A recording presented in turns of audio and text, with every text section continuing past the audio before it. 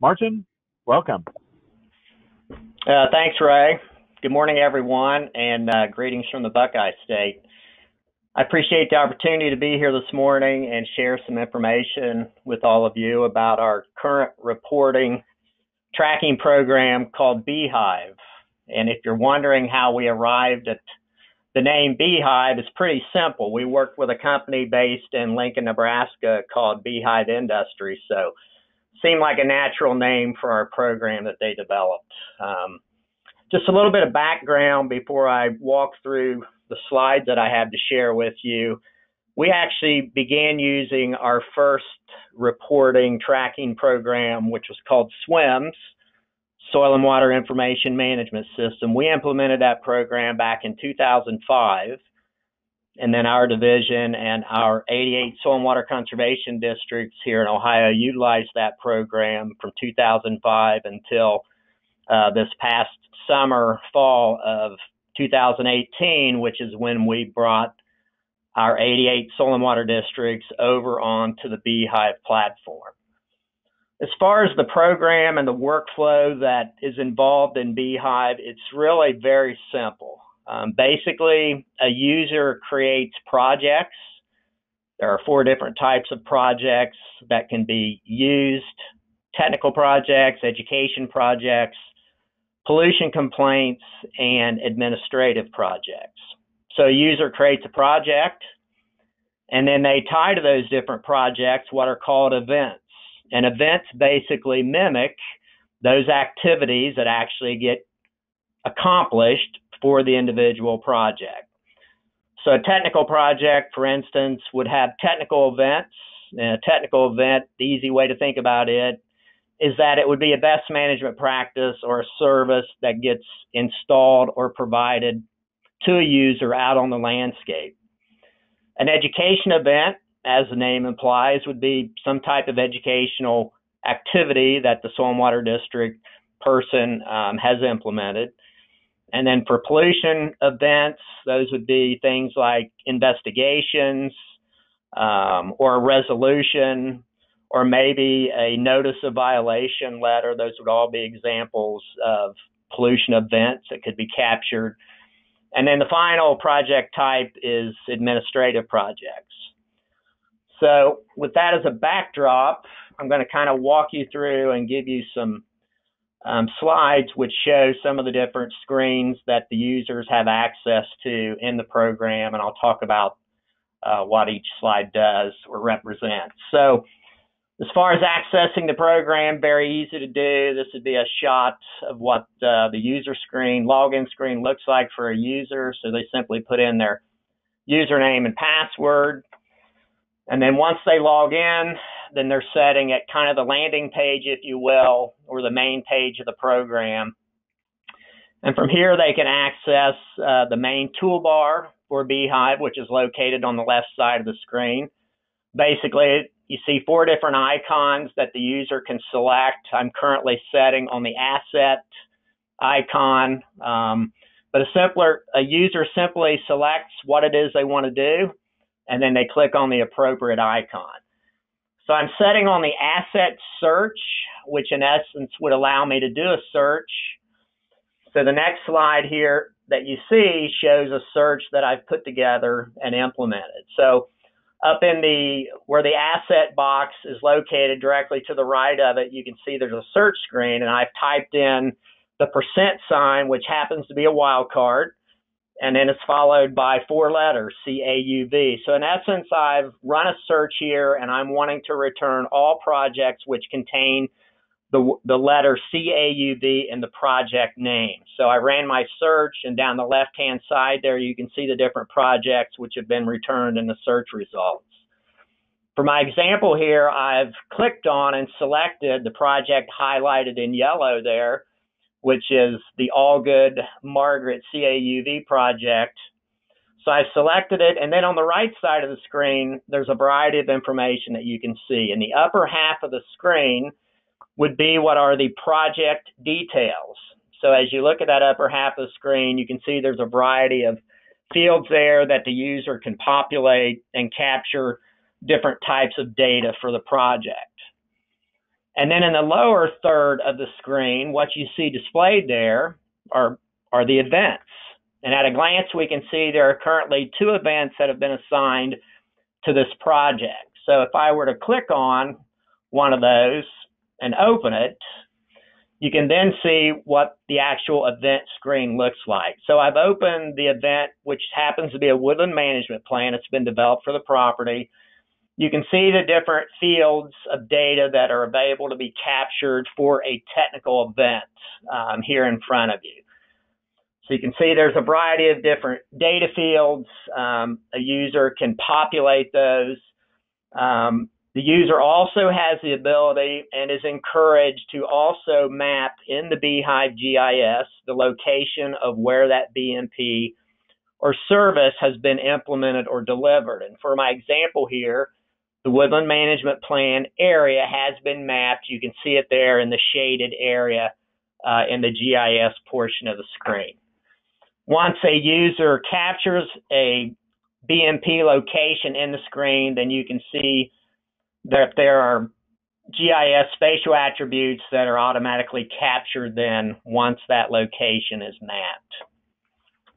So if I were to select the other event and just a quick glance at it, this happens to be an inventory and evaluation which was done. Same data fields available. You can see that the location of the I&E or the inventory and evaluation has also been captured in the GIS.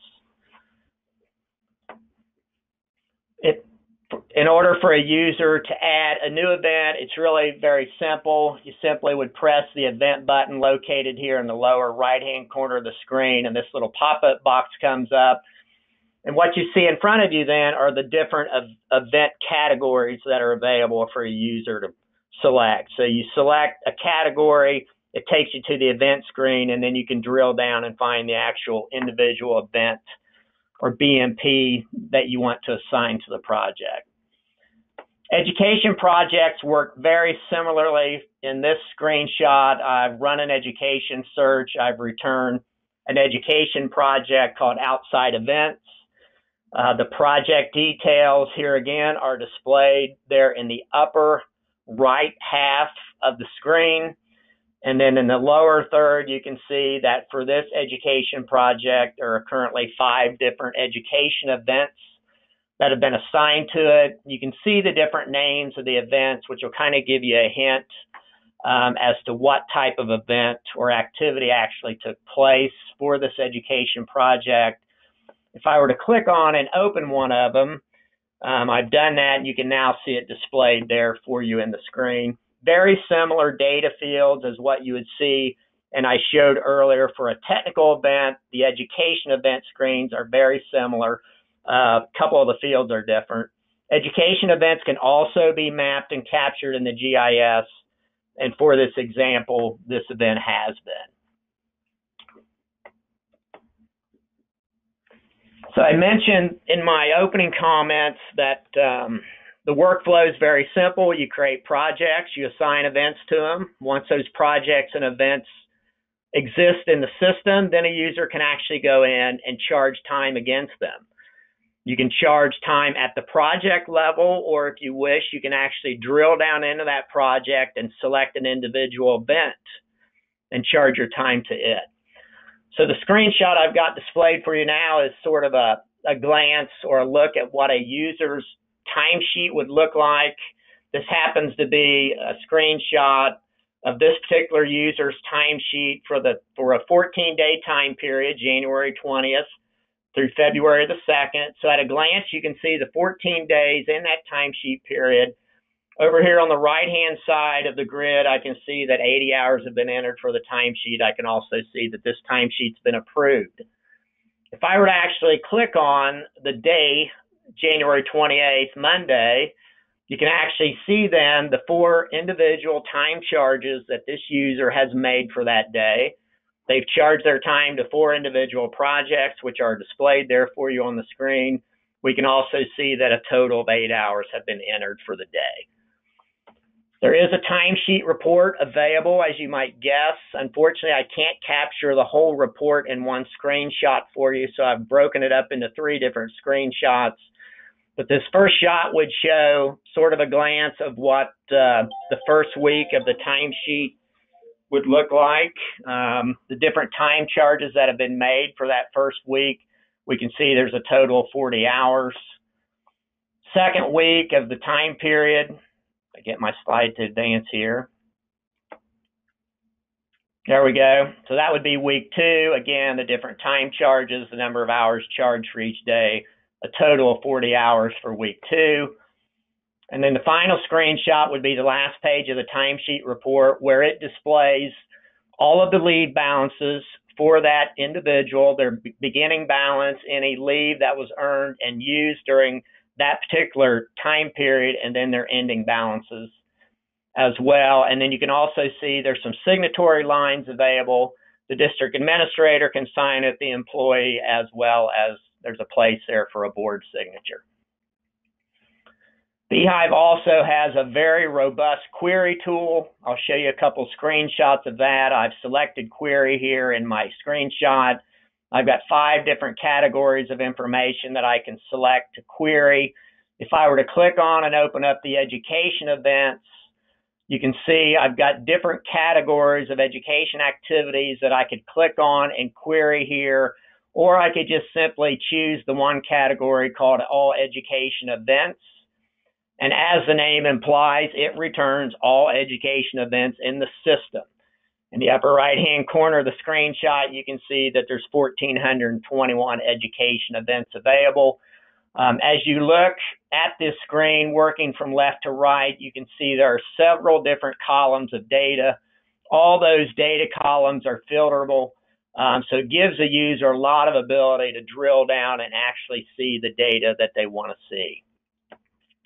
This next screenshot would be an example of what a technical event query would look like. Again, lots of different columns of data available for the user to select from. All columns are filterable. So real easy access to be able to get at your data once it's actually entered in Beehive.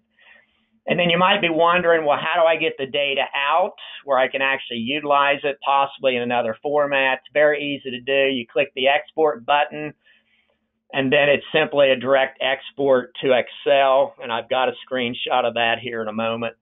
The last query example to show you would be what a timesheet query would look like. So again, lots of different data columns to select and look at. You know, we have the employee name, the number of hours charged, what type of project, the program type it's associated with, the project name, whether or not it's assigned to a goal in the annual plan of work, and then any comments that the user made when they entered the entry. And then if I were to export those results, very easy. It's a direct export to Excel, and that's what my last slide here shows you, what that exported data from the timesheet actually looks like once it ends up over in Excel. Of course, once it's in Excel, then you have all the capabilities of Excel available for a user to manipulate that data in any format that they'd like to. And Ray, I believe that is my last slide.